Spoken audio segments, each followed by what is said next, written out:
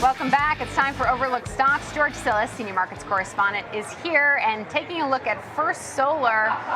Shares of FSLR were up 22.5% today, George, after an upgrade over at Wolfe Research and some potential tax bill it being maybe a little bit nicer in terms of for renewables. So fill us in on really what drove shares higher today. Yeah, I mean, well, first off, I mean, if you talk about the tariffs in China, there has certainly been an impact on the solar industry. And over time, many of these companies, particularly companies that are in the residential solar space, have really struggled because of solar panels being dumped into our markets. Now, First Solar is a little bit different in the sense that they're actually a industrial and commercial-based manufacturer here in the United States of solar panels. So they actually will benefit from some tariff protection, if you will.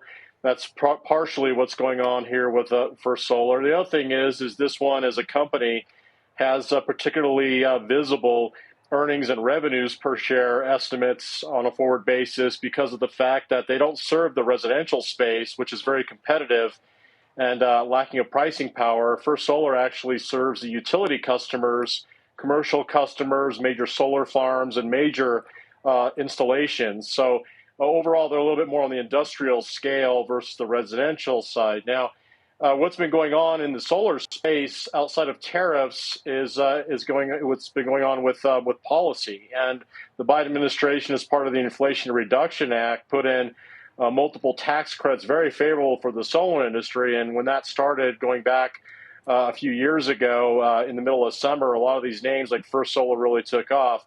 There were questions about whether or not the Trump administration would keep those tax credits intact for companies like First Solar, which really rely on them. If you look at First Solar's earnings, about 60% of their earnings come from tax credits.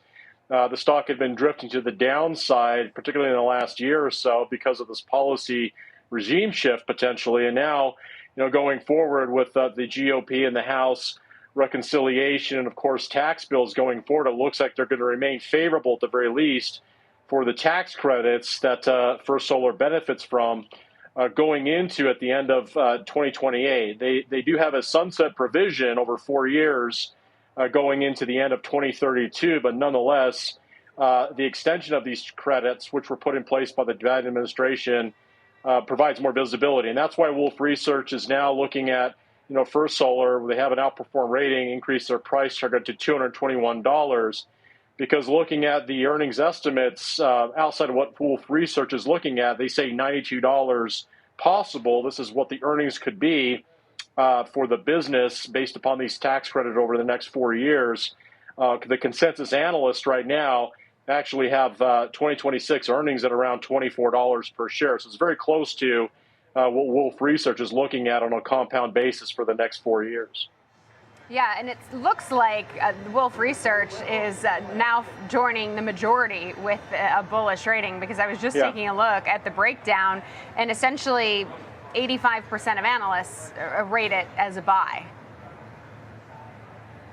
Yeah, very much so. And so here's the thing.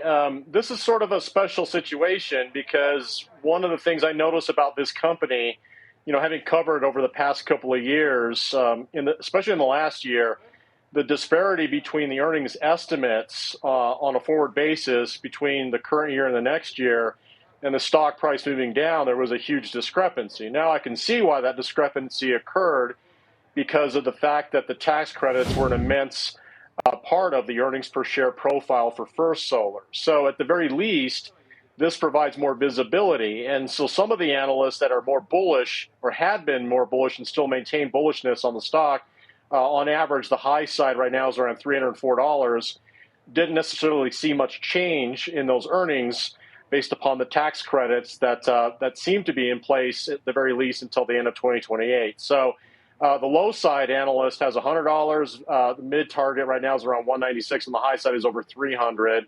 But this is an interesting situation where maybe the policy shift that was anticipated by those who are a little bit more neutral or bearish isn't going to manifest.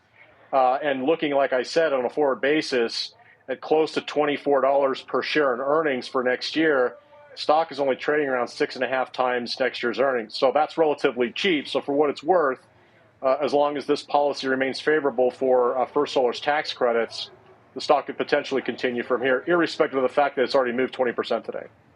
Yeah, 20% today, up 52% this month alone. Still, yeah. Well, actually, no, it's up about 9% year to date, but almost 40% off the highs. All right, George Tsilis, thanks so much for breaking that down for us.